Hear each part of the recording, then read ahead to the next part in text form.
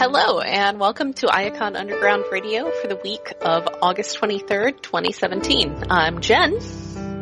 I'm Alex. And I'm David. And I would just like to let all of our listeners know that we are going to have a new Patreon episode up real soon. We do have a Patreon up. We have passed one of our just basic goals. We're getting very close to the point of being able to actually cover our hosting and a subscription for the software, which would be very exciting. So if you subscribe to our Patreon for at least $1 a month, which is, not too much, then you can get access to our bonus Patreon episodes where we talk about things that are usually not directly Transformers. We're doing a second Kimono Friends, thanks to David talking us into it, going against my wishes to watch Miss Kobayashi's Dragon Maid for no reason except I wanted to watch it. But we can't all just watch the popular anime. They have to be tied in. So, though Megatron was a dragon once. Yeah, we've had a few dragons, so it's someday. It's fine. We'll have movies soon, and I guess the rest of Kimono Friends. That's at patreon.com/Iacon Underground. Just $1 a month subscription gets you access to all that bonus content. Previous ones we've done have been The Last Night and stuff like that. So it's definitely worth doing. So actual news, there were very, very briefly SDCC toys available, and then there were not. Yeah. So that was briefly a thing. Shredicus Maximus went out really quickly. I think he was the first thing to go, supposedly. Some people questioned whether they actually had any at all. Yeah, they may not have had many at all. Last I heard, I think the Magic the Gathering cards were still there, but they're really expensive for only a couple cards. The Magic the Gathering cards are still available. If you would like vaguely Egyptian-themed artwork of 6 planeswalkers in a wooden box for $166 plus shipping. Oh yeah. The box looks kind of neat, but the art on the cards is very not good Egyptian art. And this is where we get to why I never really got too heavy into Magic the Gathering. Because that's expensive. Yeah. Though, as a brief side note, I did because my father is very fond of watching Judge Judy. I did get to see the episode where some guy was suing another guy over Yu-Gi-Oh cards, which apparently the internet has been very amused by. Which Yu-Gi-Oh cards, or was that not covered? Although this is way off topic. It was a collection of them that he said his friend stole and then turned around and sold, and his friend was like, dude, I sell a lot of this stuff. Those weren't yours. And, Judge Judy said some really obnoxious things because she's a horrible human being. She's Judge Judy. Her voice just causes me physical pain. It's one of the few voices just does that. Her opinions cause me physical pain. I have not watched enough Judge Judy to be familiar with what kind of awful opinions she has. My mom likes to watch Yeah, my dad likes to watch it. Because, old people, I guess. It's a boomer thing. Speaking of things that are decidedly not boomer things. Oh, we have one more thing to say about the SDC stuff.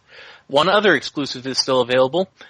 The Transformers The Last Night Voyager Optimus Prime that comes with framed trash. The one that comes with the piece of tire. Yes, you can have a tiny scrap of tire and certificate of authenticity inside a way oversized case, along with this basically retail toy with maybe a few more paint operations. Yeah. Wow. I guess I just didn't realize that was, insufficiently limited to not just be a, website warmer. But hey, I guess there it is, warming the website. I guess they did have a lot of tire to go around. paying $25 to $30 for like a playground upscale from mulch size scrap of tire. Isn't it like about the size of a hot dog? At least the one picture I saw kind of was like that. Of course, it might have been deceptive. So it's a big damn box for this chunk of tire. What? Weird. Oh, movie collectibles. They're apparently a thing above and beyond, like, actual toys. It's certainly... I mean, I guess not that much. Not that much because no one has bought these. So yeah, that's a thing. Go buy one of those. At least it's cheaper than some Magic the Gathering cards. But yes, on the subject of non-boomer things, we have now seen pictures of the Transformers fidget spinners. There's a listing for them on Hasbro Toy Shop. I don't know that they were ever actually in stock there yet, though. No, I don't think so. They might have been, listed, Hasbro Toy Shop weren't really listed. Yeah. They habitually put stuff up that they know exists, but are nowhere near having in stock yet. Yeah. So it's a preemptive listing. I do have to say I like the tire motif for the ends on a couple of those, the Transformers ones. Yeah, I have not been interested in any Fitbits at all, but these I might get one just for the amusement of being able to spin Megatron. A Fitbit is not a fidget spinner. Those are very different things. To me, they're the same thing. They're a thingy that does a thingy and it rotates and it makes noise or some shit. Fitbits don't rotate. Fitbits are completely different. I was thinking of the wrong thing. Whatever. I was thinking of the cube thingy.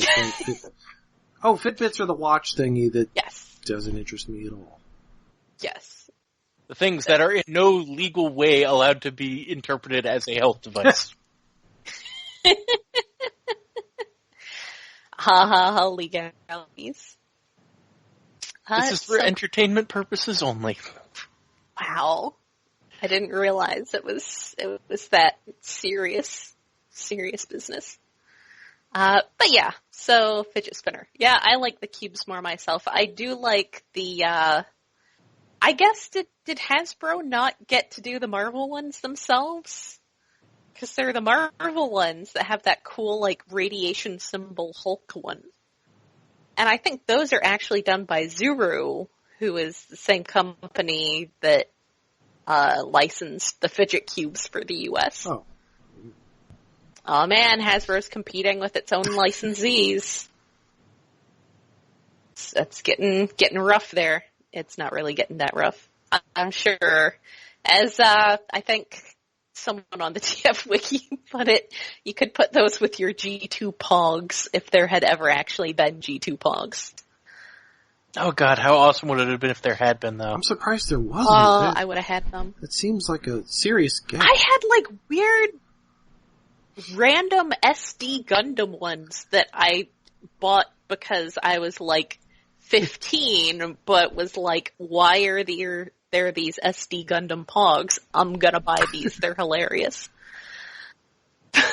Because back in those days, you did not just find random anime stuff in Joanne fabrics.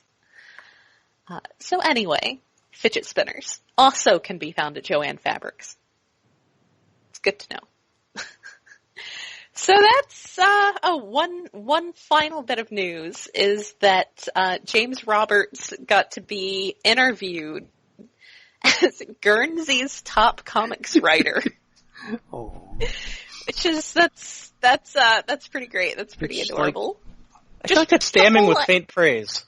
Just the whole idea of Guernsey is just kind of Is there charming. more than one writer there? I mean, it's a tiny island, although it's bigger than I actually thought it was.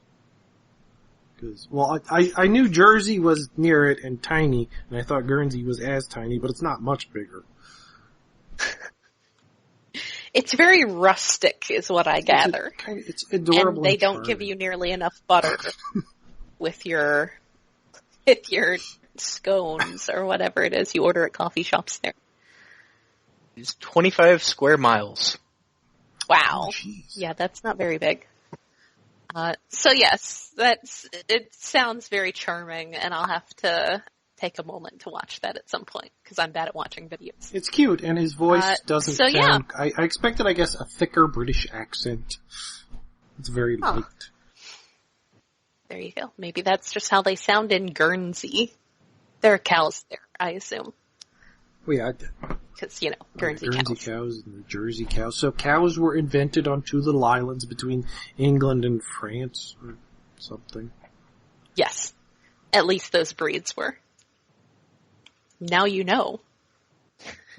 Okay, my cat seems to be more decisive now about leaving. There you go. Go on. Cats. Okay. So yeah, speaking of comics, we've got the beginning of the First Strike series. Now, is this a limited? This can't be an ongoing. I guess it's a limited. Because the cover describes it as a Hasbro comic book event. Yeah, so that should... So I don't think it's an ongoing. It's always hard to tell with IDW. It is a miniseries planned for 6 issues, plus several one-shots. Oh yeah, because wasn't there a list of everything that was tying in it? It was like ridiculously confusing. Oh yeah, it's on the back cover. Yeah, there's like 15 different things supposedly tying in. It's this year's Revolutions. Yay! Well, most of them are one-shots. We lost to Jen. Ow. And I only just noticed that the cover of First Strike, Scarlet's chest becomes Destro's head. That's rather disturbing. That is, yeah. And it doesn't just become, it's like her shoulders sticking out. So her bust is where his, forehead... Kinda, yeah, but his head would be a little bit bigger than that, but his eyebrow dome just curves and becomes her chest. It's very strange, because I don't think there's any other lines on here that intersect that, obviously. Well, there's kind of Matt Tracker's arc of his shoulders kind of becomes her head in the crossbow, but that's subtler than the It seems to continue chest. past and fade out enough. Yeah. And then there's a hard line between the shoulder and her hair, so... Yeah. That's not as weird. Yeah. I think the weirder part is how the Transformers' faces seem very wrinkly. Yeah, I guess that's the... Actually, wait, is that the pencils or is that the shading that's making them weird like that? It's odd. Optimus Prime is squinting.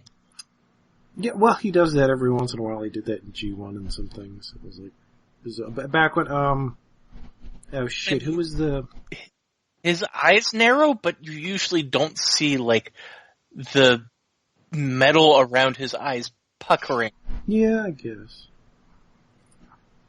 Do any of the other covers look worse? There's the one that's CG and using the War for Cybertron model. There's the one that looks like it was drawn by Bad Joe, with giant boots that kind of looks cute. Those proportions are downright Dreamwavian. Oh, and Optimus bent his blaster. Alright. We are recording again. Okay. Yay. Wait, but I just found an adorable cat video. That's fine. Of a cat not knowing what kitten am. Alright. Okay, so we ready? Yep. Alright, so the first comic we have this week is First Strike #1. This is part of the whole Marvel Comimatic universe. Not Marvel, Hasbro Comimatic universe. It's too busy trying to be clever with one word, I forgot the other ones. So, is this a limited series, or... It is an event? It is a event in a similar vein to Revolution last year. Okay. And Oh no, is this like our new like X-Men crossover thing? So every summer they're just going to do something like this? yeah, and they're also going to use it as a relaunch. Mm-hmm. Every year they're also going to use it as a relaunch. Yes. At the end of this series, G.I. Joe and Mask will be relaunched as one book, G.I. Joe Unmasked. What? That's not a thing. Rom and the Micronauts will also be relaunched as Rom and the Micronauts. Ha. Consolidating books that probably don't sell anywhere near as well as Transformers is kind of a good idea. I appreciate the 10 special covers. There's a bit much. Yeah, it's a lot of covers. So, I mean, if you're wondering if you should pick this up if you only read the Transformers stuff, I would say there's definitely enough crossover with what's gone on in the previous stuff, you know, in the main Transformers books to go ahead and pick it up. It's a lot of focus on Scarlet from G.I. Joe. But the story basically focuses on the idea that not all humans want Cybertronians coming in and, you know, throwing their weight around, and getting involved in Earth politics. So, you know, that's a very core part of the storyline in a way that not really a lot of the other groups in here are. Though I guess this is primarily, and it says there's ROM and Micronauts. I don't know if anybody in here has anything to do with Mask. For all I know, some of these guys have some things to do with Mask. Yeah, Mask, ROM, and the Micronauts are, sir, not appearing in this issue. Yes. Though at one point there are robots who are full of tinier men. The scale makes it hard to say if they're like Micronaut sized or just well, I guess in one of the shots you can see that they're just people sized. You know, scale, you're getting to like multiple levels of scale, and they're ninjas, and I can't imagine katanas work that well against like alien living metal alloys, but anyway. So yeah, I'd say, you know, it's Margaret Scott doing the scripts on this one. It is, let me scroll back. Man, this is why paper comics are so much better, is you can just flip. I have to scroll. Margaret Scott and David A. Rodriguez, who, thanks to some unfortunate font choices, I swore for like, I had to keep looking at it to figure out that was not Druid A. Rodriguez. Yeah. Because it's... The font choices are a little rough. And Yes. the art's by Max Dunbar, who, his people are really good. Some of the robots are not. They are imposingly inhuman, which is not always what you want out of Transformers, but kind of works for part of the story. And when he's portraying them as more human scale in camera positioning, I think he does a good job. Also, yay, a Waspinator. Yes. Waspinator in a crowd shot. The background cameos are good. I don't like the way he draws Windblade, but although more of the problem with the art is like the coloring. Like on one page there's Brawl and Onslaught, and Brawl is Onslaught colored for that whole page. Oh no, it's like Marvel all over again. Yeah, that was my exact thought. It's just weird to see Brawl in like the green and blues of Onslaught. It's strange. Well, the good thing these days is they can fix it for the trade. Yeah. Here's a question. When it gets fixed for the trade, do they go back and fix it for digital comics? I don't know. I don't think so. Well, they'll fix it for the digital trade, you would presume, but I don't think they go back and fix the comics you've already downloaded. Yeah, I think that may be... Yeah, that's a good question. I don't know if that's a commit thing there, or if, you know, they have the ability to give them updated files. I mean, I imagine that's probably kind of a huge pain in the butt. Oh, yeah. So it's probably not something that they do for coloring errors. That's something they do for when they realize that there's, like, something actually, like, really horribly anti-Semitic in the background of a panel with Kitty Pryde. Oh, yeah, Marvel's problems. Yeah, miscoloring a robot isn't that bad. Isn't on that level. That's why you need diversity in your editorial department, so you can have someone there to point that out before it gets to everyone else. Is this a comics legend thing that I'm not familiar with, or a very recent thing that I'm not familiar with? Oh, it's So it was pretty like a couple recent. months ago? I mean, it's not very, it's like a couple months beginning ago. of summer, it was the new relaunch of X-Men. One of the colors, blue or gold. They very, very highly questionable artist added shit he should not have. Yes. Which is extra messed up because it's X-Men, Yeah. man. Come on. Now I have to see if that's actually, like, the first thing that comes up if you Google that. Yes, here. I found a link to it from The Independent, and actually it's really just the artist whining that his career's over, in which case maybe you should consider Sherlock! not doing that. Don't do that crap. Actions have consequences. Anyway, so yeah, there's all this stuff about Joe Colton being a that villain, was weird. which I mean, didn't know. I assume that's some story stuff that's been going on in other comics. presumably since we don't read G.I. Joe. Also, there's some stuff involving someone from the Action There Man was? storyline. Yeah. See, Well, you've I already did read forgotten. this like a week ago, but it's Action Man, so I'm not gonna remember damn shit about Action Man. Yes. There's a character who they mention as having been Europe's greatest criminal and intelligence director of the right, in Action the Man backup. program. Yeah. Because I guess it was one of those, it turns out the villain is your leader. And the backup all written along. by John Barber and drawn by... So, those fonts again, what the hell? Netho Diaz? That sounds like... That's a Star Wars character, Netho Diaz. Unless I I'm think so. reading I that think wrong. that is a Star Wars character. Netho is definitely a Star Wars name.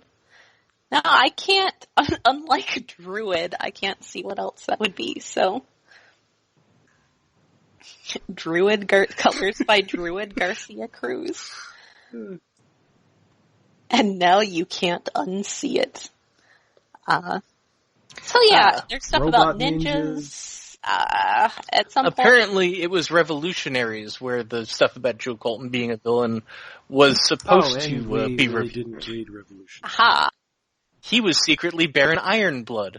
aha. That was And going to be revealed in issue 8, except Revolutionaries is several issues behind, so only issue 6 was out by this point. Oops. Also, is Storm Shadow a lady? Yeah, this one is apparently... They mentioned the new Storm Shadow, and it's a lady. To judge by the Yeah, silhouette. they mentioned the new Storm Shadow. There is a pronoun used, but in general, she is not drawn overtly. There's only like 2 or 3 you know. panels where it's like, I think that's a lady? She is not drawn problematically. Or- We can put Or it that maybe way. just a very androgynous Storm Shadow? Well, again, pronoun use. I just want to be sure I was applying that pronoun use to the right character in there. So yeah, it's a comic. I would say that, you might, if you've been keeping up with the Transformers stuff, it ties in pretty heavily, so you might want to pick it up. If you care about Earth. Yes. Yes, if you care about the Earth. It's more storylines. interesting than Revolutionaries, and more interesting maybe than what's going on Optimus Prime, kind of? Well, Optimus Prime's had really good artwork with Kazama and stuff, so that was a reason to read it, but I think this might be more fun. Yeah, I mean, I would say it's definitely, it's well written. It's just a question of whether you're going to really care that much about it. Yeah, if I found it engaging enough. More G.I. Joe than it already is, and it's already a lot of G.I. Joe, I won't care. The final line of the non-backup story kind of said it all to me. Hmm. And it's G.I. Joe characters riding a G.I. Joe vehicle into battle, saying, in order for Earth to survive, Cybertron has to die. Yes, And there's your hook. I know neither of those things are going to happen in this miniseries. Sorry. That's a very, 80s Marvel line. Something Claremont would write. In this issue, everyone dies. It's Solo! Yeah. So, shall we move on to our other comic for the week? The real reason we're actually doing an episode sort of at an odd recording time, because we had to get to it and we had shit happen. Things have been occurring. Yes, the final issue of Till All Are One until the annual, which comes out February or something. Yeah. So, yeah, this basically is entirely... it's almost entirely just in Windblade's head, but... except for, a page or two? I think it's sufficient that the roll call just has Starscream and Windblade. I was amused by that roll call page, and yes. I feel like it does kind of point out some weird... There are graphic design edge cases where that roll call design does not quite work. Yeah. Yeah. Because a lot of the time when they do it, there's only one character in one section, and it'll be just a big blank area underneath them. It's badly used, and a lot of the times in some issues, it's it lists a lot of the characters, but a character who will be there for 2 or 3 pages having a lot of dialogue isn't listed on the roll call. It's can we do actually, that? in this case, it works perfect. In this specific case, yeah, I'm going to argue that it gives it a sense of, scale, gravity. Yeah, this is the exception that makes the rule. It does help to reinforce the strangeness of the situation. Because this issue, even though there are 2 other characters, it's only really about Starscream and Windblade. Yeah. And that's, just sort of, and I think on the dark starry background, it's also when I got to that past the previously, something about that page just hit me as heavy. Oh man. So yeah, cause you know it's going to be entirely about that. And you know what that is coming in from the last issue. So yeah, I feel like it is sort of a questionable thing formatting wise, but I think in this case it actually kind of worked. So anyway, yeah, so we get back to Windblade fighting with Vigilum, and Starscream shows up and thinks he's helping and is a smug jerk about it, which is great. And then Windblade yells at him for being stupid, which is also great. Yes. You idiot! I'm an idiot! I'm an idiot! I'm stupid. But, basically Windblade says, I'm trained to deal with this sort of stuff and this is too much for me, so all you're doing is giving him another person he can jump to. So, good job. And then the first thing that Vigilum does to mess with Starscream is turn into a giant Megatron. Yes. Which is, man, I think one of my favorite things about, the way that Transformers comics have grown up is the subtext you get with any kind of Starscream Megatron interactions now. Oh, yes. Because there's, for those who have been in the fandom for a long time, there's this fan who's been around named Raksha. And it reminds me a lot. I don't know if she's reading the current stuff. I'm actually, I have her on Facebook, but I don't go on Facebook a lot because, it's Facebook. So I don't know if she's actually read the current stuff, but I kind of feel like, she would really appreciate a lot about it. And part of that is the subtext of Megatron and Starscream, because there's he says, "You're not real. You can't hurt me. I know that. Are you sure, Starscream? After all, there are so many kinds of pain." And I'm like, wow. Wow. Yeah, well, wow. And then Vigilant Megatron just chooms him out of Windblade's mind into Starscream's. Which is, in this case, the ruins of Kaon. Which I think it's worth noting that, Windblade notes in the narration that it's the ruins of it. It's so bombed out it looks almost as bad as it does in real life. Yes, it's almost as bad as it does now. So attacking and such happens, and he gets through to Starscream's spark. I really like the part where, Megatron Vigilant is ripping off each different incarnation of Starscream that he's been in through, his different bodies. Just tearing him to shreds. We didn't mention who does it. Well, it's the regular Marguerite Scott writing, Sarah Petrie Desure art, and Jonah LaFuente doing colors. And, It's so good. Yes, because he has been changing a lot lately. And says Maximo always said to beware of bots who change their skin too often. They're always trying to hide a rotten core. But yes, he breaks through to Spark, which is in a very original G1 looking body. Presumably back to his original body in this case. And then Windblade. According to what we see later in the issue, it is his original body. Yeah.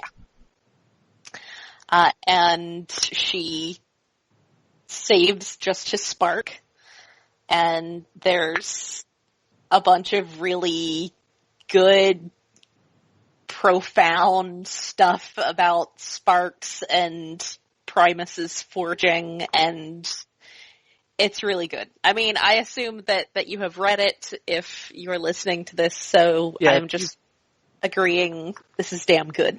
Yes. But yes, as she works, as she reads it, she realizes that he was cold conscripted, which I don't know if we knew that before. When they did the Quietus thing, I think he was one of the people that collapsed. Yeah, okay. So that has been established. It makes sense because of the whole Seeker thing, because of them,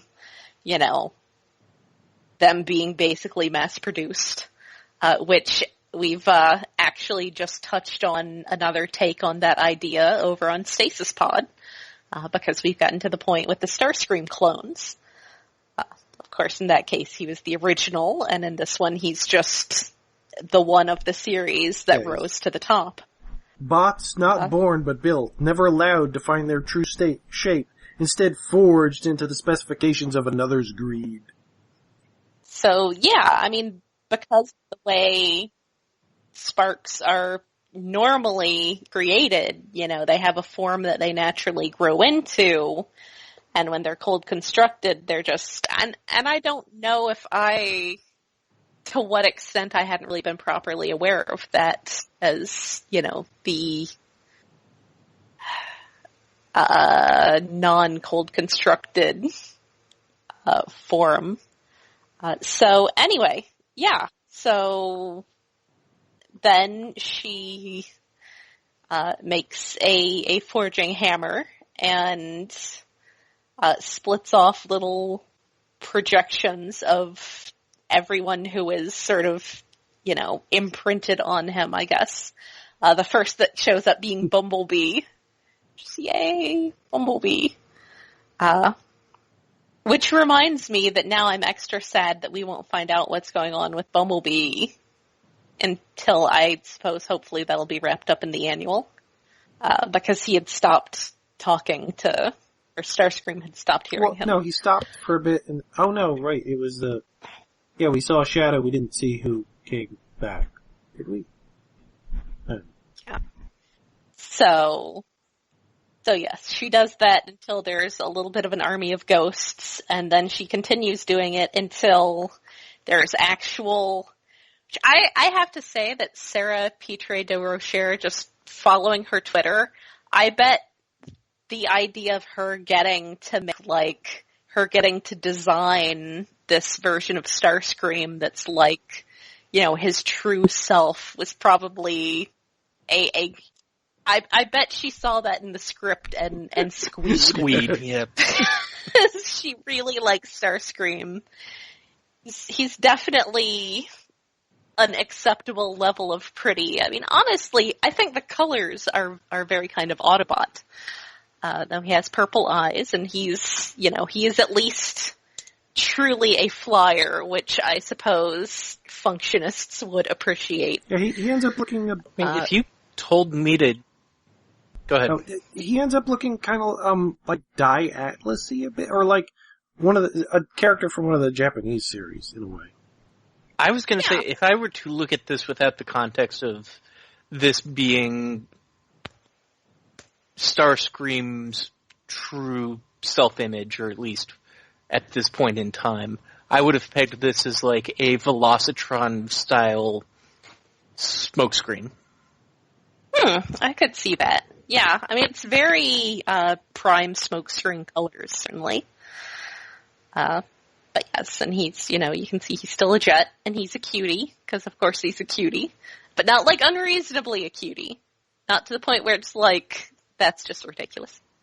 But, also, he's 80 feet tall and just stomps Vigilum to death. Yes. But I presume it's not so much his self-image as just, what his spark would have become. And scale inside minds is sort of apparently tied to confidence. The more confident you are, the bigger you are. Yes. More confident. Which is, and then she says, "Hello, Starscream. It's nice to finally meet you." And I can't deal with that. So yes. Then between the two of them, they managed to get Vigilum on the ropes enough that Windblade basically grabs him, and there was the talk previously about burning away the slag and forging, and she basically just puts him in her spark. Says, whatever is true in you will still remain. Which does lead me to wonder, if that has more than just the action of it, but, if some of that is what we see in the next few issues, where she's very, much more ready to take on the world. But yes, then they wake up and things are awkward because of course they're awkward. I mean, come on. And Arachnid is like, you sure you don't want me to check you over? And Starscream's like, no, we have to be awkward now. Get out. We can't be awkward with you around. But yeah, and then, they have a little talk, but then Windblade talks about how she's going to go out and work on building a better future, and, how he shouldn't see that as a threat, because, she'd rather he didn't, but yeah, she says, Solus and Primus gave me truth too, and I'm going to speak with my own voice from now on. And so, yeah. Why? Why did it have to end? Why does this have to be it for now? Because comic publishing. Stupid comic publishing. At least it's a very good note to go out on. Yeah. Plus an annual. Yes. Yeah. Yeah, and it's a sort of note to go out on that leaves things very open and in a good kind of way, like... There are still threads that can be followed up on. Mm-hmm. Even if it's not necessarily in this book by this writer. And I think part of it is just it has the feeling of the end of a character arc that then, the character then moves on to other things. Yeah. Rather than just sort of ending stuck in things. So, wow. Yeah, it's very good. Like I said, I assume if you're listening to this, you've already read it, because unlike the weird crossover stuff, I assume that, because with the weird crossover stuff, it's like, you don't know if it's going to be worth getting. But yeah, this is pretty great. And now I'm sad that it's over. I guess we'll have to end the podcast here because I have to go be sad now. Uh-oh. Also, it's time to end the podcast. So next time we will have ROM versus Transformers number 2. We will have First Strike number 2. Maybe some other stuff, Alex? Yes, we will have the next issues of, I want to say, Optimus Prime and Lost Light, but let me double check that. Who cares? We get more Star Drive. Yes. That is all that matters. Like, in the world. Our new favorite, we need a toy of this character, although, well, we haven't gotten Anode yet, but I imagine that'll eventually happen. But yes, immediate new fave. Alright, yep. So... in addition to that stuff, we will have Optimus Prime number 10 and Lost Light number 9. Oh, busy. So possibly broken up into 2 recordings, and next recording after. Or we'll just push it back. We'll see how our schedules go. There'll be another one. There probably won't be much news. Starting a new job this week, so we'll see. Good luck. Yay! But it'll be structure, so I can be like, this is the day I get off and I podcast, and it's great, and everybody's happy. All right, so then it's time to wrap up. So until next time, this has been Jen. And Alex. And David. Good night.